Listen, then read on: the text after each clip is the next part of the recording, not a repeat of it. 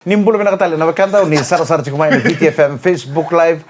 Nimbolo nakatali na sarabikit sena sarabikitaw. Sarabikitaw cuma na radio. Na parang mo dikito cuma na radio. And VTFM 92.2 FM vekemunital nga na sara-sara ci kumain. And mo na libo-libo. Ondo tungkol ci berto na ito kaniko. Sa beso sara nakakamburaki na nanda buru-buru libo. Kito siya ngayon salangan ni vital no iliw pati kay kemunin nanto borong. Ana taliboni. Kemunin giring amay. Kito biya kersero tasangay polay. Na ponondo borong ti kumekina kena kamdo sangay kede baken ngo sa toso tolo sar na bisa ni ngau na nando pura sa sanga wala ngani rongo to chukuna ndomo sa sarabi tolo sar nga na pono kakambura gi chukuna lu sa berta ka mo may ka outs ni no kono tala no nga ni sa bisa na buling uno kono do polsindo e kristolo. Ya na ngongo sa leng teng sar chuba kali mana nu turang amai kanda bu na kena sa veto bi chuba kali bu na matengo na leptospirosis sombo kem dono ka na kisi chuba mai kanda bu na ngongo tolu sanga bul kaono 36 confirmed leptospirosis case man na tolu sanga bul kaono na kisi ya pasang bul na pasende rangone katiko non rempa kini bula lele mana tini kawalu pata kena tini kabitu na pasende ira nangone lele non remba kini bula mai na diwa sangay low rengo me berto na tamban nimbula baka buna na leptospirosis ngona kena outbreak ngo me kanda bu na manu ngona kalab sa sangay chungo me baka rusai na kalabo mai na no kanda bu karabo bu na chuko lebu na mate ngona leptospirosis ngona minimanu ya talaga bi kento to na tu na bi kenta na porong chuma na kabni ko endundo no mentando un garo ni rebina kana no manu nda susungir chuke vale na koli na pusi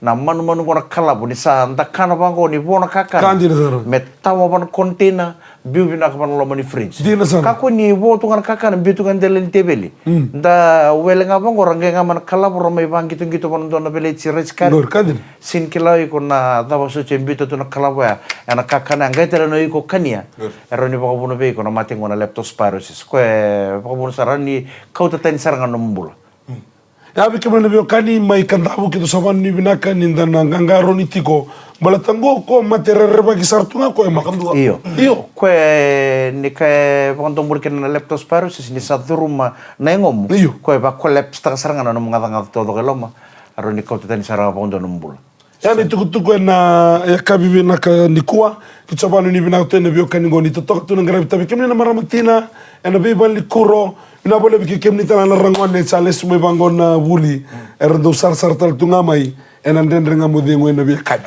la men do bule bale bu mai bi kemni na maramati me boli na airtight container merando marrui kina na kakana na biskete na manrai na raisi na kato do sar na kenda kakana mai bale men da marroi ba binaka ke ba kai senga wer na mon dom bulu sar na kalabo ba bimbi na kalabo na kalabo na pusi na kolini non do be vale rauni rakauto mai bi kenda na man ni mate ko na leptospirosis roni ba kalen kasar ba le bula non do bubal sa ni takin tan kan karoni kina berto mai kanda bu na beto bile bu ni leptospirosis ada cuma kina nangono tolu sanga bulu kaono na kisi mana tolu sanga bulu kaono na kisi va sanga bulu na pasende rangone tini kawalu la kosombo tini kabitu na pasende mana tolu sanga bulu kaono 36 cases 17% rangone yang baki diwa la kosombo to vira chukana mate kona leptospirosis santo duro meterang kan karo nikira palebu nangono go baka bimbiti ko beke tana tampakasin da chukwe pale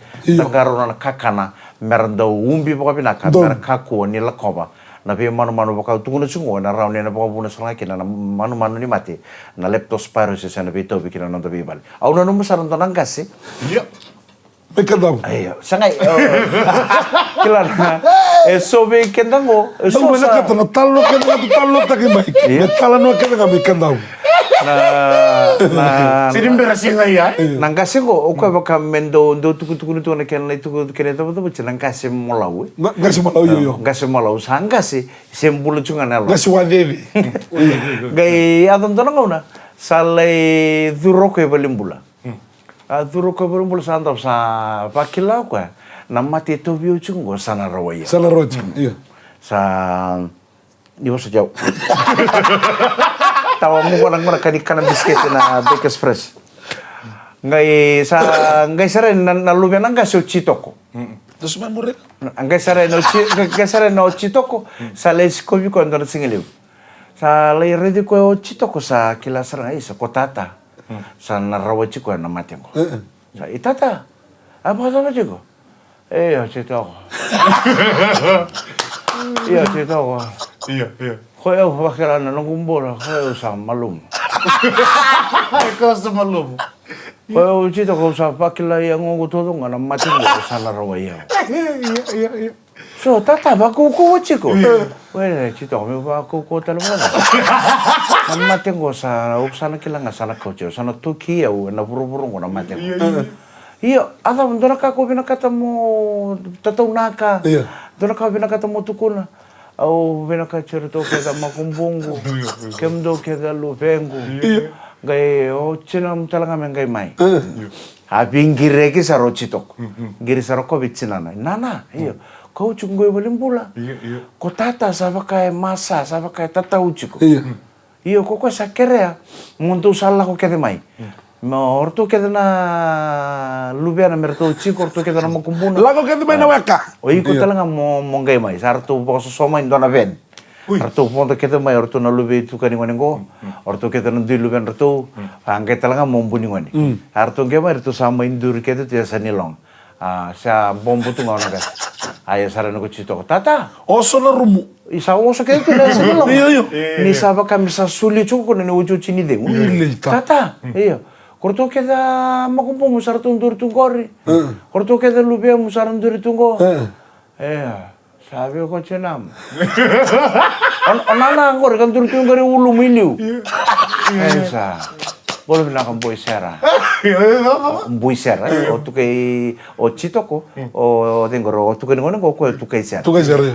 boleh bilang boy sera pinaka wale fingara pinaka kau sa pakila nambong ngani ko sa na liukina sandu nga nung utaro be ko kau na mati boy sera ko na baka wachtal kau na baka wachtal kasarong boy sera ay baka wachtal ni daba kau saan kasi sara chiko lang ko na makumpo mo sa nang karabiri chal usa nang karabiri chiko na baka wachtal ni daba Oso na. ano baka wachtal ni daba iya sabi na kamanjina sakila niyo sana mati ko au na lang ko ta kilo malangi au na lai rai tumai ni ngau no kono baka wachtal kit au na kere bona kalo me siru tal me bulu mai papat turanga kira maramanan bebe kamu dengu na beto kori naka ni biskete kana naka breakfast fresh Au na kere breakfast Au na kere.